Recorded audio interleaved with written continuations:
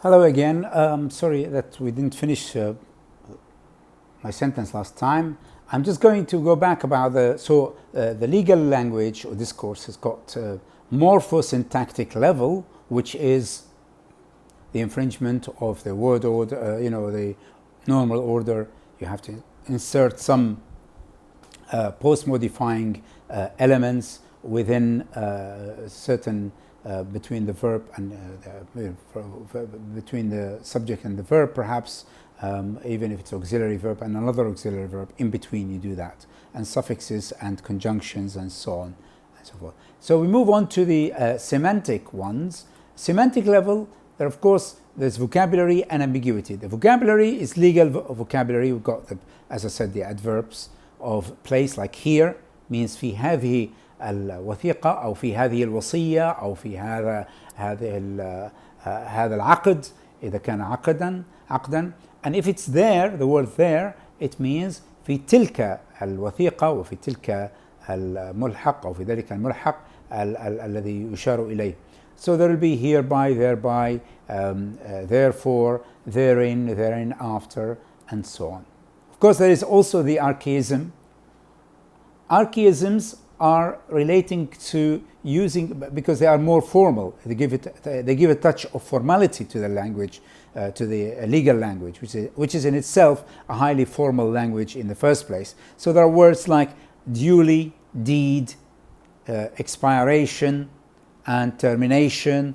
All of these are used in this particular instance about archaism. And there are also the French terms like proposal, effect, society, assurance, policies, subject terms, entrance, rules, and so on. All of these are from French, and also the kind of vocabulary is very, very large. This amount of vocabulary from French or of French origin. There are also the collocations which are really synonyms and near synonyms, and this is something like terms and conditions, or made and sign, the contract, for example, or right and proper, or goods and chattels, breaking and entering, able and willing, sound and safe, and so on. These are really they are used for two reasons. First is to cover any meaning, any alternative, if there is any meaning whatsoever, which is alternative meaning. So because each one has got a slightly different meaning, so you are putting them in order to develop a tendency to write in each term an alternative to it, so that you are inclusive. You are trying to rely on inclusiveness as compensation for the lack of precision in one term. So both terms together, the two synonyms together, make the inclusiveness better, and therefore make it more to the point, so that no ambiguity is happening. About the legal terms, of course, as I said, ab extra, ab initio are actually used sometimes in their original form as in ab initio, or sometimes they might actually have changed them slightly, like to sequester or to prorogue, which is to end a parliamentary session, which is what happened to Boris Johnson when he prorogues the parliament, means he ends the parliament. And sequester is another one, which is to be restricted to judicial kind of concepts, orders, judicial orders as well. There are endings from the medieval time, and you add them with the th, like out with, doth, and witnessed.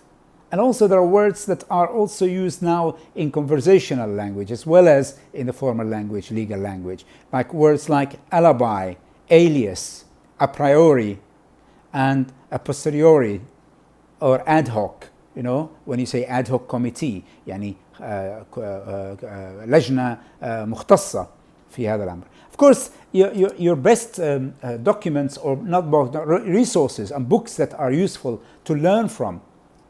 There are quite a few books about legal translation, Arabic into English, which are useful. And also there are ones that are in English as well, where it says For example, like Febrero. Febrero uses, he's got his book in 2013, 2003, sorry.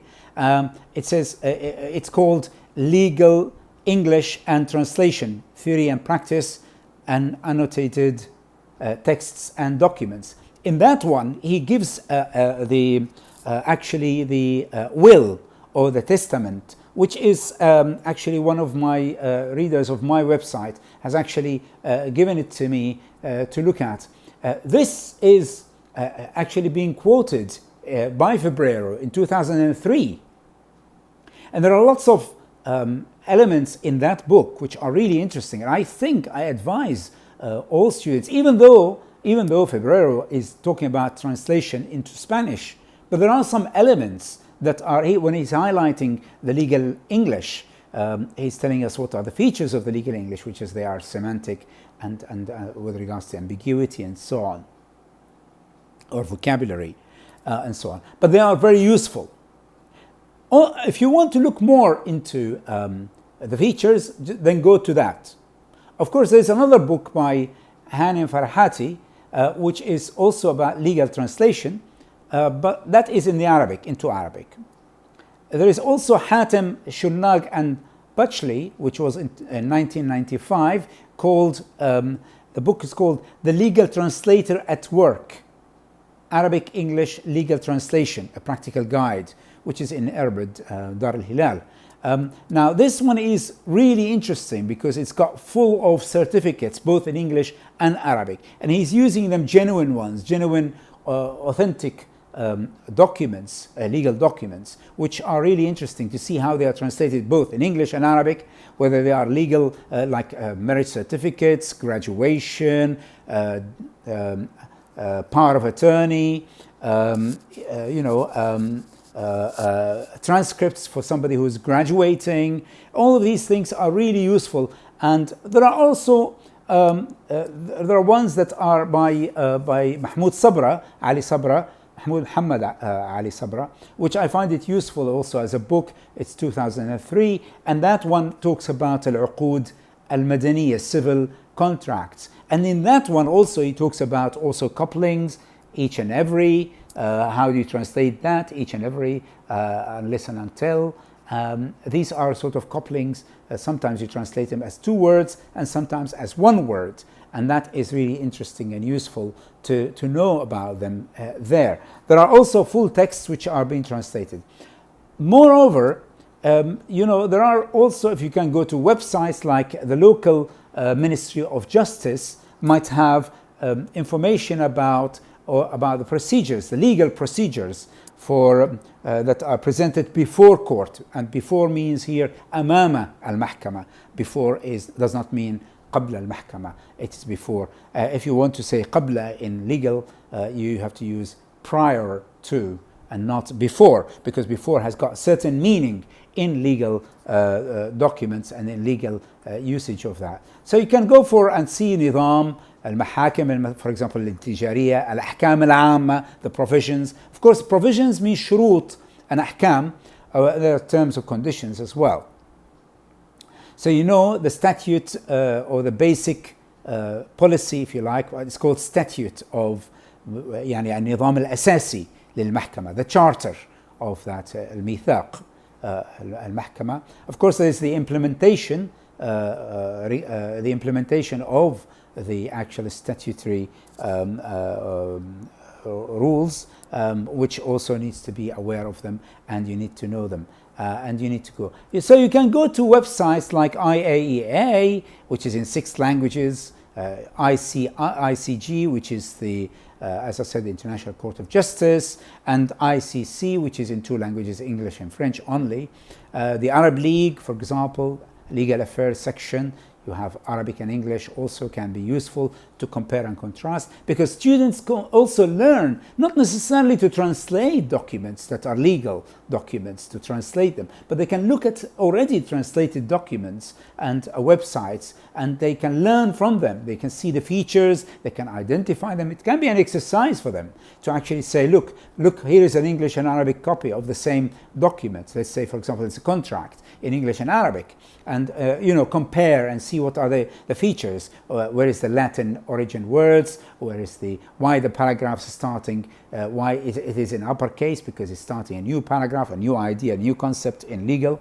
That kind of things are very, very useful to be using them as well. I hope that I have actually covered a little bit more about this legal translation, and of course literal translation is usually used in most cases, and in parchments usually they used to be not actually leaving any margins anywhere, so that people could not actually tamper with or do additions to the text itself that is the legal texts. So they are actually trying to protect the text by not leaving any margins for them, for anybody to add any information into this one. I hope that's useful, and I would like you to prepare a glossary for yourselves as students to actually then go back to it afterwards. Of course, when you have a glossary, try to put it in a sentence. Don't learn the words on its own, memorizing it. I mean, to memorize words, I would say better to put them in a sentence and memorize the sentence, and put it in a sentence that you remember.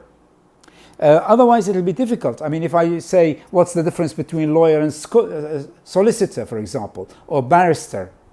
If you memorize it, it may not, you might not remember it very well. But if you put it in a sentence and you try to memorize it or remember it better that way. So the legal vocabulary is very important to know, and to know how it is used, and that only connotative, not denotative meaning of the words are used, and Latin and French terminology is used as well, and archaic language, archaic terms are used also from the Middle English in order to make it formal and less ambiguous, and it's full of passive forms as well. As well as, of course, including some clauses or phrases within the actual sentence to make it one long complex sentence that stands on its own as a self-contained unit, which can stand away from what is before the sentence and what is after it as well. And you can see how the paragraphs are indented or actually introduced, because each new paragraph is a new idea or new decision being made, and that's why usually the beginning of the paragraph can be written in uppercase. I hope that you've learned something for today. I bid you goodbye, and before I go, I remember that what I said about the self-contained unit, it means there is no co-text. What is co-text? Co-text is what are the neighboring sentences that are supporting the main sentence that you are talking about, and this is not usually the case in legal documents. Thank you.